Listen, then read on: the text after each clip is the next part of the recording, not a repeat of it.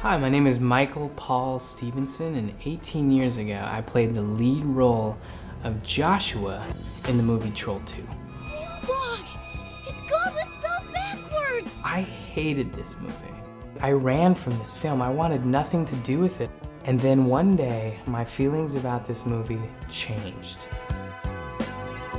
Somehow, I ended up as the child star in one of the worst films ever made. That's pretty cool.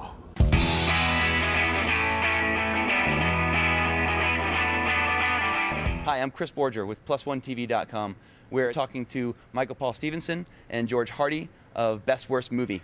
You know, the first thing I wanted to ask you guys, I'm going to quote your biggest Austrian fan, and either of you guys, if you could, define or explain to me what a perfectly bad movie is, or what perfectly bad means. I think what makes a movie perfectly bad is that it tries to be a good movie. You know, I think everybody is sincerely trying to make a good movie, and they fail. And what makes Troll 2 extraordinarily bad is that it's not just like a car crash of a movie. It's like a school bus full of children that crashed into a wall, and you can't stop looking at it. You're just very, it's obvious that nobody was trying to be. It's very obvious that we were all trying to make a good movie, and we failed. And I think that's what makes a bad movie fun to watch. Having discovered the phenomenon that Troll 2 had become, at what point did you decide that this was something that you needed to document? You know, this all began for us actually way before any of the screenings. I started getting emails from fans, and this was about 4 years ago. Emails and MySpace messages where fans would send me these pictures of of their basement Troll 2 parties where they'd dress up and they'd eat green cupcakes, said "Eat me," and they'd send me these pictures. And at first I was just like, why? What is this? And just really that's what I just wanted to know why. And then they kept coming, and they were coming from all over the world, really, and none of them knew each other. And they'd throw these Troll 2 parties in their basement, and there'd be 8 or 9 people just having a great time. And it was very obvious from these photos that they were having fun. And that just piqued my interest. And then I got a MySpace message one day from a fan who said, "Are you Joshua Waits? Please tell me it is so." And I just remember sitting there thinking, it's time to embrace this. And the next morning I woke up and I just thought, I'm the star of the worst movie ever made. This is pretty cool. I mean, think of all the movies that are out there. And I said, I've got to tell this story. I knew there was a lot of craziness with this story, and I knew there was the potential for something really interesting. And all of a sudden the New York screening happened, and it was like, I got to film this. This will never happen again.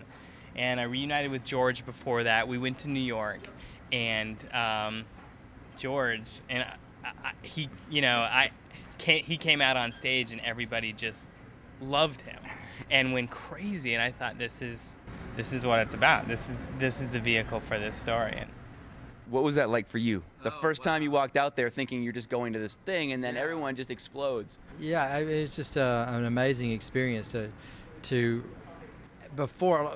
I heard Michael speaking about all this, he was kind of preheated with this, whereas for me, my experience was off the internet. And in April of 2006, I got a phone call from a fellow doing a radio documentary on Troll 2.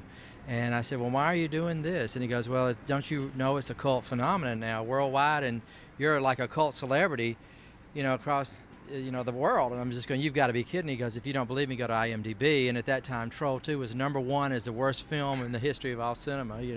We were on the bottom 100. And so I scroll down, and I see on a forum, I see an invite to a cast reunion. And so I flew out for the screening, of which Michael wasn't there, but 8 cast members came. And all these kids were just, tackling me, saying, "You rock, you're like my dad," and all this. And so I called Michael immediately, and his family was there, but he was doing another, I think you were doing a shoot or something like that. And I said, this is unbelievable, and then shortly after that, we had our first screening at the Upright Citizens Brigade, and I walked out on the stage, and the whole crowd went berserko crazy, and I thought, oh, this is for real. It really is a cult. Michael, was George the he obviously is a central subject of the documentary. Was he? Did you always intend for him to be sort of the thing holding the film together as it went through, or did it evolve as you accumulated more footage? Now, from the very, I mean, first I had the idea of the story about, the worst movie ever made. But then soon after that, it was the New York City screening. And I went to the New York City screening, and I remember just sitting in the back of the room and just being blown away. Like, wow, this is unbelievable. And then when they introduced George, and I saw their reaction to George and his reaction to them, I was like, that's the guy. And from that point forward, it was never, and that was right at the very beginning, and that point forward, it was never a second guess. It was very, very clear. And that's a good question you asked, because Michael made it really clear to me. I didn't understand. I've never been in a documentary before, and he had kind of a picture in his mind of how he wanted this to go from the start, but I didn't really know how. And until I saw it in Austin when we premiered there, did I know what Michael had. That was the first time that he saw it. Yeah, yeah. And it was like this, for me, it was like this empty canvas. It's just white, and it, I could only see maybe 5% of the canvas painted. Of course, he could see a good majority of it in his head. And so he pretty much made it clear to me that I was going to be the central, the main subject, the star of the documentary. And, I just said, let's just go for it. Mm-hmm. And mm-hmm. a lot of it, there were times when at the very first when we started to shoot, I felt like I needed to talk to the camera or whatever. And finally, about day 3 or 4 of the shooting, I just, forget it. Just forget it. Yeah. Take me or leave me. This is simply who I am. Why the Independent Film Festival of Boston, and what's been your experience? How have you found the festival so far? The Independent Film Festival of Boston, it was a real important festival for us. We premiered at South by Southwest. In Boston, some of my fondest, memories with this whole Troll 2 madness happened at the Brattle Theater a year and a half ago when we screened Troll 2. And it was one of the best screenings that we had. I remember there was a group of, kids marching through this square over here singing one of the Troll 2 songs. Oh, and yeah, just I being remember like, that. oh my gosh, and it's always been, it was one of the best screenings that we had. And that on top of hearing other filmmakers and their positive experiences here at the festival, just it was one of those things that of course it's a perfect fit, we need to do it. And I can say that the festival's been really great. Really, really great.